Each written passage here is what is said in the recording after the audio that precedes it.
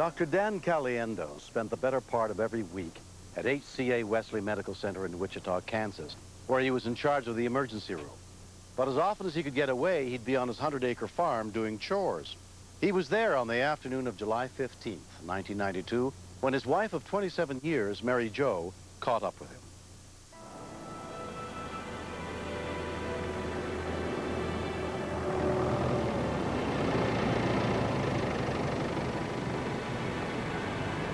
I pulled up beside him to ask him what he was doing, and he said he was getting ready to take a bale of hay down to a friend of ours. You want to go? I said, I'll go with you if you wait for me. It was hot that day, and I wanted to go home and change clothes.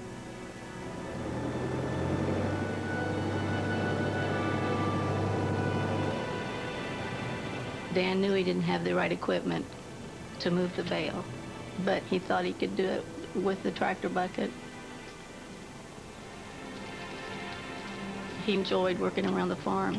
He could come home from a hard day's work and get out on his tractor and relax.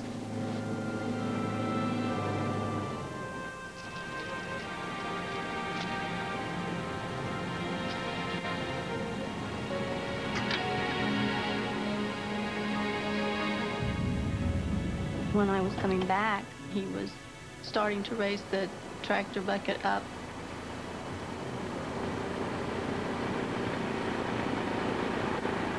He had to lift it high enough to be able to see under it.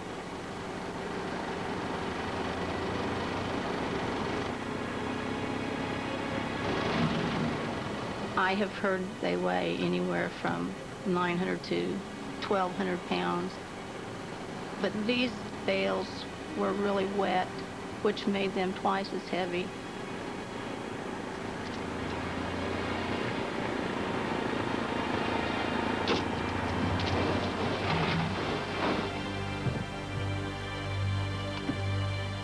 It happened so fast. I don't think I realized how bad it was until I got up to him. He was having trouble talking, and I kept saying, I'm sorry, but I can't understand what you're saying. And he kept trying, and on about the 5th try, I finally caught what it was, and he was telling me he wanted me to kiss him goodbye. He thought he had punctured his aorta, and he just knew he was bleeding to death. I didn't want him to die alone. I didn't know, should I run for help or should I stay there with him? But I could tell what he was wanting me to do.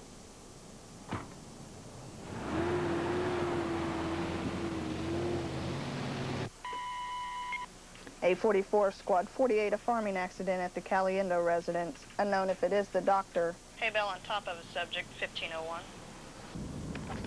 The nearest medic was more than 10 miles away, but Jim Schmidt, an off-duty paramedic and friend of the Caliendos, happened to be driving near the farm. My biggest fear was the fact that it was Dr. C, as we call him.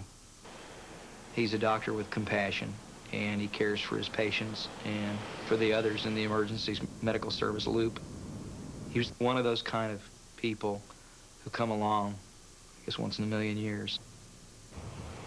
I was very afraid because I've heard of accidents like this before, and unfortunately, you usually get there to have a dead body.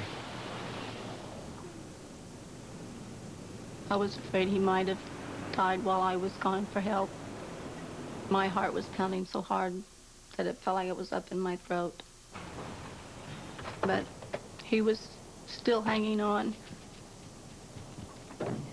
He could not sit up by himself. He said, well, the first 25 years was great. And I said, well, the next 25 years is going to be good, too. From 50 feet away, you could see the death grip that he had on the steering wheel. I don't think that he really recognized who I was. Tell me where you're hurt. He said, I've severed my spinal cord.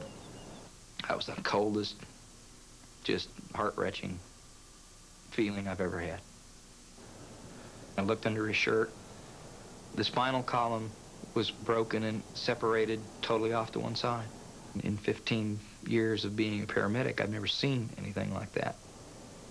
I realized that if this is how bad the back is, broken ribs could have punctured any number of vital organs inside. EP1 Sheriff, advise 801, we need life watch launched immediately. When we continue, He was starting to have some difficulty in breathing. It ran through my mind that we've got a person that's going into deep, irreversible shock.